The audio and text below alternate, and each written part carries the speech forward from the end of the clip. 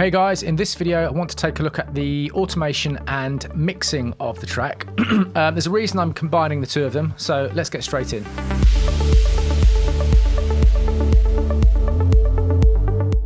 Okay, to simplify, the reason I have combined automation and mixing is, as you probably noticed already, I do a lot of the mixing, or the vast majority of the mixing, as I go. Mostly with utility to set levels as I go. But also most of the EQing and compression I will do as I go as well. And I think it's fairly common for a lot of people to do that these days. It's probably more the case that in the past, when music was recorded onto tape or even onto early digital medium, because there was a lot of recorded material that was then mixed down, there was a traditional mix down process, but that's not the way I do things. So looking first at the automation, I've got all the automation laid out bare, so to speak. There's not a lot of it in this track. Let's start up at the top here. So the first main thing to look at is the filter automation on the bass line, and really that's just to emphasize transitions. So if I solo this bass here, so it's things like that. And then the same thing happens transitioning into the break.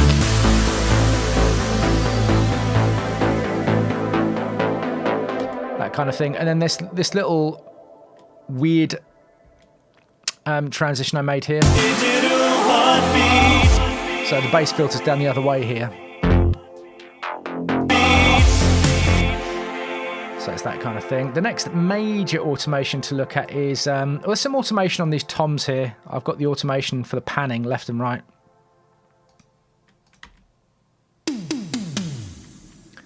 So that just moves that around a bit. But the majority of the automation actually happens on the main lead. So it's this kind of thing.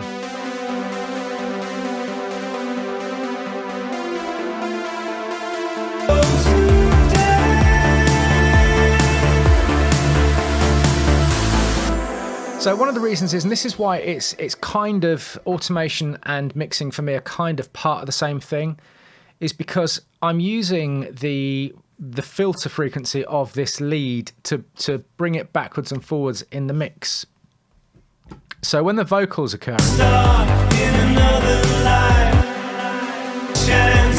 it's relatively low. The filter's relatively low, because if it's opened up, it's kind of clashing with what the vocal's doing. Now, towards the end of this transition, I'm opening the filter up, even though there's a vocal occurring, because you can get away with that happening for a little bit coming up to a crescendo, because there's these up sweeps and these noise sweeps happening as well. And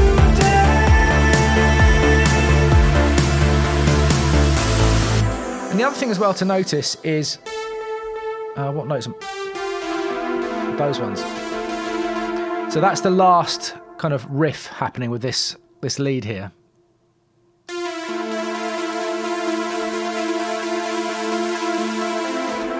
But in the context of the mix, as the filter's opening up, these three notes, they actually sound more like one chord being played. So it's this weird dissonant chord.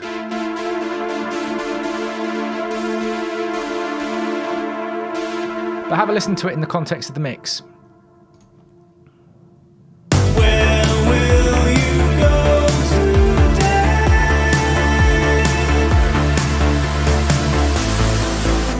So your ear almost perceives it as one long synth pad sweep, which I kind of like. And then later on, when we've got the lead guitar, which is coming down here, so it's this section here.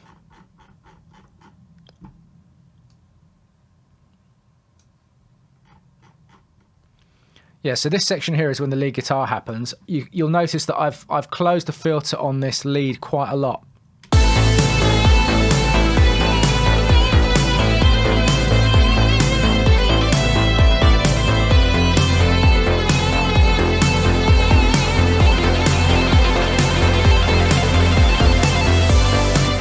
So if I have that filter open, the lead then starts to that won't work. The lead then starts to clash with the guitar.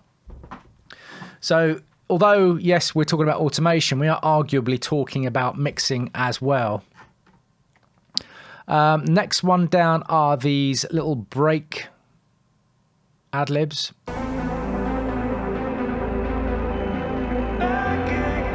So I'm just using a bit of volume automation on those. I use a bit of volume automation on the end as well, just to fade out the delay on those libs, ad-libs. So the break pad, we're fading out towards the next section.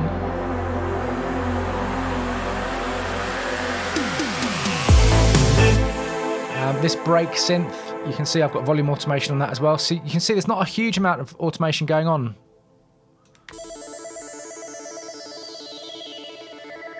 And I'm reducing the volume a little bit because as it sweeps back up again, around here, it starts to get a little bit louder.